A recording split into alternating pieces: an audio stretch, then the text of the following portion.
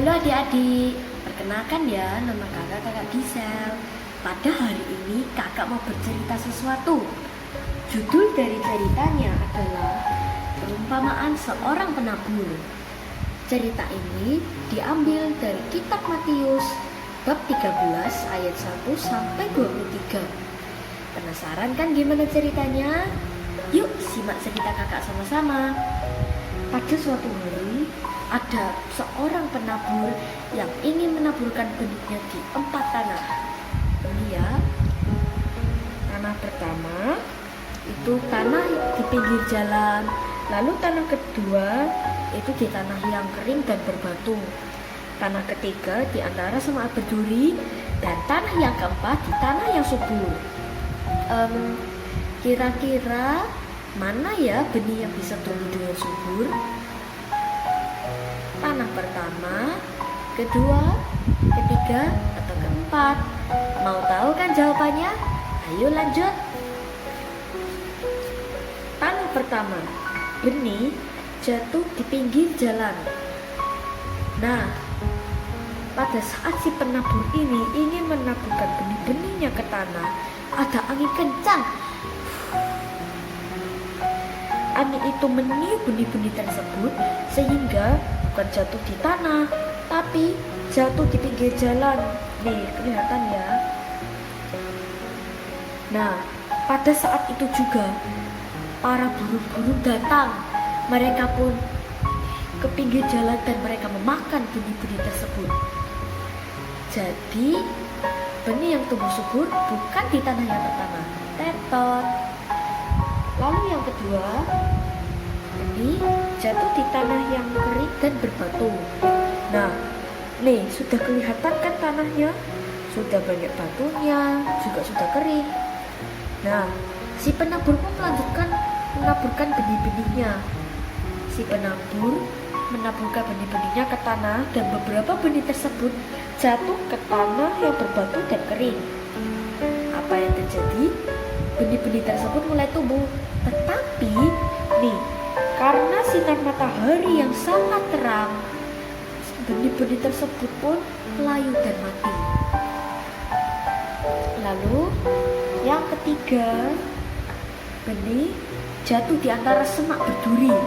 Adik-adik pasti tahu duri kan? Apa yang terjadi jika kalian memegang duri tersebut? Pasti sakit ya. Tumbuhan pun juga merasakan hal yang sama. Si penabur menaburkan benih-benihnya dan beberapa benih tersebut jatuh di antara semak-semak berduri.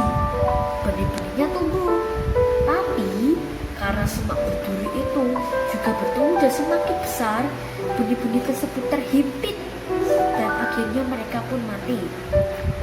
Wah, berarti juga bukan di tanah yang kedua dan ketiga ya. Nah, tanah yang terakhir, tanah yang keempat, benih jatuh di tanah yang subur. Si penabur pun akhirnya melanjutkan menaburkan benih-benihnya dan benih-benih tersebut jatuh di tanah yang subur. Kira-kira apa yang terjadi? Benih-benih tersebut tumbuh dengan baik karena mereka mendapatkan sinar matahari yang cukup dan juga mereka berada di tanah yang subur.